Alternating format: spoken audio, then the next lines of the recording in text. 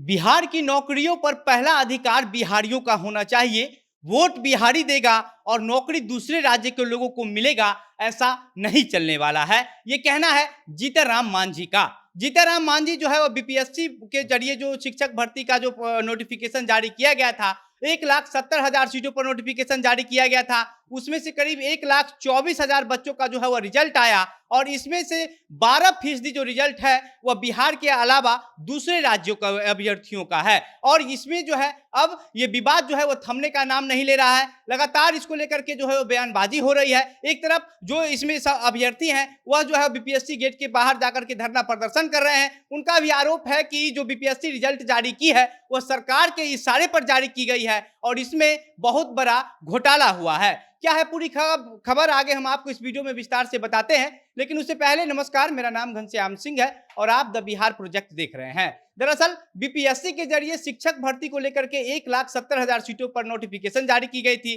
और उसके बाद परीक्षा हुआ, फिर 1,24,000 बच्चों की रिजल्ट आई और रिजल्ट आने के बाद से जो है वह बीपीएससी पर एक बड़ा सवाल खड़ा हो गया है। बड़ा सवाल यही है कि जो अभ्यर्थी हैं, जो इस परीक्षा में शामिल हुए थे परीक्षार्थी, उनका आरोप है कि सरकार के इशारे पर बीपीएससी रिजल्ट जारी की है और साथ ही साथ कई इस तरह का जो दिक्कत है वो अपने दिक्कतों को लेकर के जो अभ्यर्थी हैं, जो परीक्षा में शामिल हुए थे, वो लोग जो है वो वहां पर जाकर के बीपीएससी के खिलाफ, सरकार के खिलाफ धरना प्रदर्शन करते हैं। कल इसको लेकर के जो है वो बिहार पुलिस छात्र नेता दिलीप कुमार पर लाठीचार्ज भी किए और इसके बाद वहां से सभी लोगों को जो है वो हटा दिया गया। और जीतनराम मांझी जो है जैसे ही रिजल्ट जारी हुआ था उसी समय सरकार पर यह आरोप लगा दिए थे कि जिस तरीके से लालू यादव जब रेल मंत्री थे, लालू यादव की जब सरकार में थे, उस समय जो है वो लालू यादव रेलवे में नौकरी देने के बदले जमीन लिए थे और उसी तरीके से अब नीतीश कुमार जो है वह पैसा लेकर के लोगों को नौकरी दिए हैं, दूसरे राज्य को नौकरी बेची गई है और ये आरोप जीतनराम मांझी जो है वह सरकार पर लगा रहे हैं। जीतनराम मांझी ने आज फिर एक बार फिर से सोशल मीडिया प्लेटफॉर्म एक्स,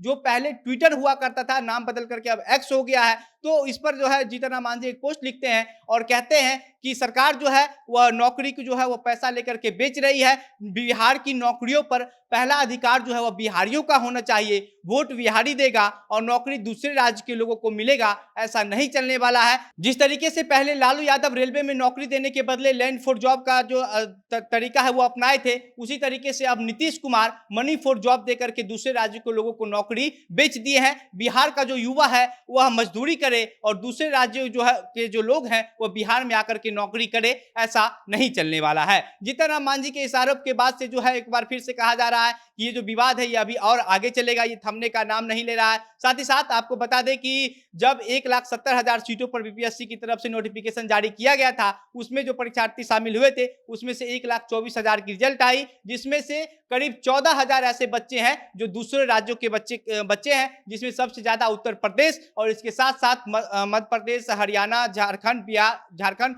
ऐसे कई राज्यों के बच्चे जो है वो शामिल हैं। और अब जीतनराम मांझी का ये कहना है कि बिहार में जो है वो डोमिसाइल नीति लागू होनी चाहिए ताकि बिहार की जो नौकरियां हैं उस पर सिर्फ बिहार के बच्चे ही नौकरी कर पाए। डोमिसाइल नीति लागू करने की मांग जो अभ्यर्थी हैं एसटीईटी, सीटीईटी के, वो सब पहले से भी कर रहे हैं, लेकिन सरकार जो है वो सुनने का नाम नहीं ले रही है। और अब जीतनराम मांझी भी जो है वो लगातार सरकार पर यह आरोप लगा रहे हैं कि इस नौकरी देने में जो है वो बहुत बड़ा घोटाला हुआ है। साथ ही साथ भाजपा के जो प्रदेश अध्यक्ष सम्राट चौधरी हैं, उनका भी यही कहना है कि नौकरी देने के नाम पर जो है ये बहुत बड़ा घोटाला हुआ है। सत्ता में ये लोग जो बैठे हैं, ये लोग घोटाला करने के आदी हो चुके हैं और इसमें भी बहुत बड़ा घोटाला हुआ है। छात्रों पर हमेशा लाठीचार्ज किया जाता है। इस बात पर जो है नीतीश कुमार को विचार करना चाहिए, उनको सोचना चाहिए। और जिस तरीके से लगातार जो है वो विपक्ष के द्वारा हमला बोला जा रहा है, इससे कहीं ना कहीं जो है वो बीपीएससी के साथ साथ अब बिहार सरकार भी जो है वो सवालों के घेरे में घिरा हुआ नजर आ रहा है। बाकी अब इस पूरे मामले पर आप क्या सोचते हैं? क्या आपको ऐसा लगता है कि बिहार में डोमिसाइल नीति लागू होनी चाहिए और बिहार में जो नौकरियां हैं